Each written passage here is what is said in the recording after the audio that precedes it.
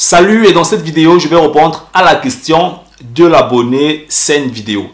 Alors, il a posé la question de savoir, est-ce que c'est possible de continuer les cours de langue en Allemagne? Il a eu le A1 à Dakar et il est étudiant en droit à Dakar. Son père vit en Allemagne. Alors, ce que j'aimerais te dire en fait, c'est que c'est possible de venir étudier, de venir poursuivre ton cursus estudiantin ou bien tes cours de langue en Allemagne. Ce que tu dois comprendre en fait, c'est que les cours de langue que vous faites en Afrique, c'est juste une partie.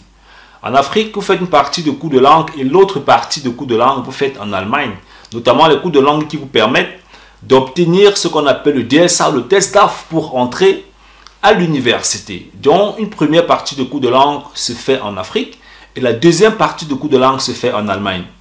Alors, pourquoi est-ce que j'ai pris cette question? Parce qu'il y a beaucoup d'autres abonnés qui ont posé des questions qui ne sont pas identiques à celles-ci, mais qui vont dans le même sens. Alors, je vais vous prier, mes chers abonnés que j'aime très bien, faites l'effort de regarder les autres vidéos que j'ai publiées, parce qu'il y a beaucoup de vidéos que j'ai publiées qui répondent à beaucoup de questions.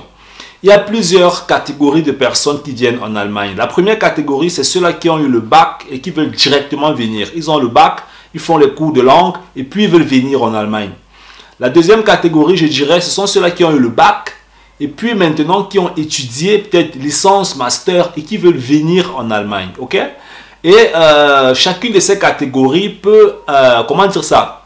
Chacune de ces catégories, ou bien pour chacune de ces catégories, la procédure serait la même, mais les conséquences des années que vous avez passées à l'université en Afrique peuvent impacter votre dossier. Hein? Donc, je ne suis pas l'ambassade pour vous dire si vous aurez le visa ou pas. Ça, je ne peux pas le savoir. Je ne suis pas l'ambassade, je ne suis pas l'ambassadeur.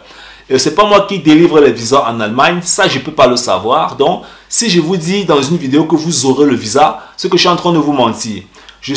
L'objet de ma chaîne YouTube, c'est de vous éclairer, c'est de vous donner les meilleures informations aussi possibles que je peux pour que vous puissiez réellement prendre des meilleures décisions ou même alors pour que vous puissiez mieux ouvrir votre esprit en ce qui concerne les dossiers pour venir en Allemagne. Ça, c'est pour ceux-là qui veulent venir en Allemagne. Mais pour ceux-là qui vivent déjà en Allemagne, il y a d'autres sujets sur lesquels est-ce que nous allons débattre dans les prochaines vidéos. Donc, retenez bien ceci.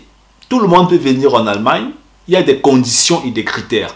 Moi, franchement, je pense que la première chose qu'il faut regarder si vous voulez venir en Allemagne, c'est est-ce que vous avez la caution et la prise en charge. Ça, c'est une des premières choses. Si vous avez la caution et la prise en charge, ça veut dire quelqu'un qui peut déposer votre caution ou bien quelqu'un qui peut signer votre prise en charge, si vous avez déjà ces deux garanties. Alors, ça vaut la peine de commencer à lancer son dossier parce que ce sont les deux points qui sont vraiment importants pour pouvoir constituer un dossier. L'inscription, c'est, vous pouvez faire l'inscription même en Afrique. Vous pouvez rencontrer l'université, même en Afrique, et faire l'inscription. Ça ne demande pas 10 millions d'euros ou bien 4 millions d'euros. Non, l'inscription, c'est rien. Mais le nerf de la guerre, c'est la caution ou la prise en charge. Si vous avez quelqu'un qui peut déjà vous garantir la caution ou la prise en charge, alors ça vaut la peine de continuer à s'intéresser à l'Allemagne parce que là, je vais dire, le point fort du dossier est déjà résolu. Donc, c'est un peu ça. Alors, si vous avez dorénavant des questions, laissez bien sûr toujours vos questions dans la barre de description. Il y a beaucoup qui m'écrivent par mail de manière privée. Écrivez vos questions dans la barre de description ici. Ce serait mieux parce que voilà, il y a d'autres personnes qui pourront aussi en profiter des problèmes que vous avez et je vais répondre exactement à ces problèmes ici et ça va aussi aider d'autres personnes. Ok?